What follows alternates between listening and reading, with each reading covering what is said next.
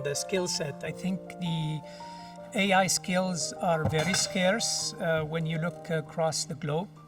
And it goes along with the same capabilities of storing data. If you look at the top data centers around the world, they're in few countries: United States, China, India, and a few European countries. The global south doesn't have much capacity in terms of data centers, data storage, compute facilities.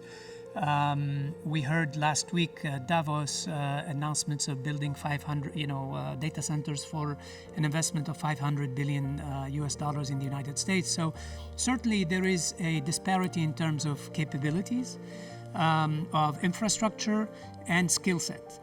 And I think that's the reason we rallied behind the creation of the AI Skills Coalition, because if you don't have the skill sets in the country, even if you had the data center, there's no way to reach data sovereignty or not. And on the point, I think, of data sovereignty, I think it's important to look at the whole spectrum of data. There is personal data, which we have a standard in the ITU called PII, or Personal Identifiable Information, to help countries and regulators address the privacy aspects of data.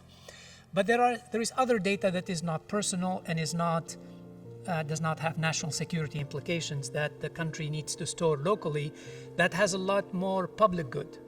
Data for weather forecast.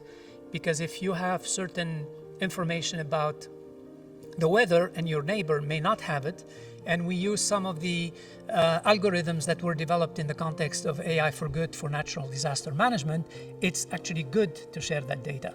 So when we have the conversation around data sovereignty, I think it's important to keep that spectrum of what type of data are we talking about, and whether sharing that data has a positive impact or not.